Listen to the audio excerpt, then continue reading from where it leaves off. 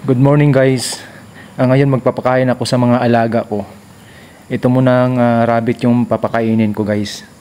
Ang kulit ng rabbit na to guys, nakatakas to guys sa kulungan niya. Naghukay ito doon sa ilalim ng lupa.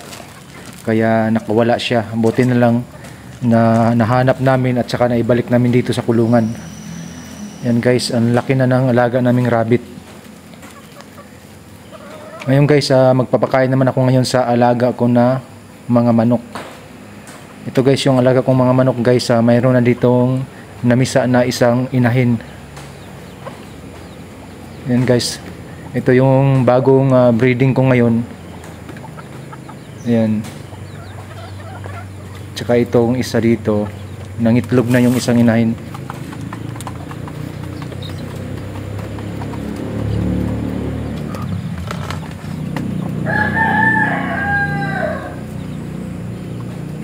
Yung lahi pala nito guys, lemon hats. Anim yung piso niya.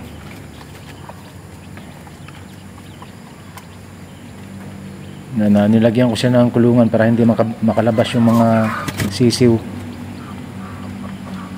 Yan yung mga sisiw niya guys, 6 na piraso. So ngayon guys, dito naman tayo, magpapakain tayo sa mga gala na mga manok. Ito guys yung mga manok ng kasama ko dito. Wala kasi ngayon siya dito, kaya ako nagpapakain. Yan guys, ang dami pa ditong manok dito guys, oh. Ayan, mga hybrid yan guys, mga manok na yan.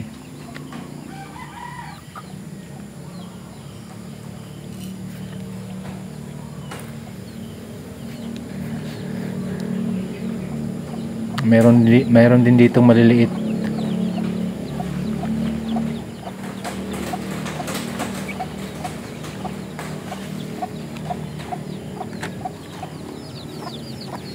Tsaka mayroon din ditong bagong panganak din.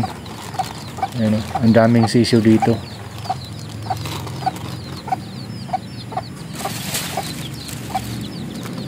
Ayan, nilagyan, binalot namin yan para hindi mabasa sa ulan. Ngayon punta naman tayo dito guys sa kabila.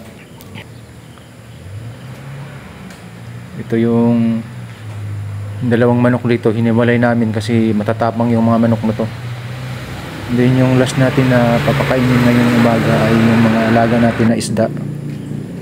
Ayan guys, yung ibang alaga namin na isda dito guys, malalaki na.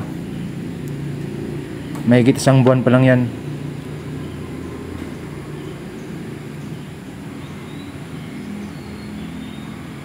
Ayan guys, yung ibang mga isda guys nagtatago sa ilalim ng mga shells.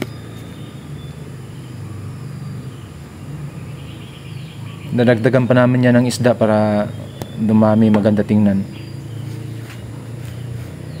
Ayan lang guys, maraming salamat sa inyong panonood at saka magandang umaga sa inyong lahat.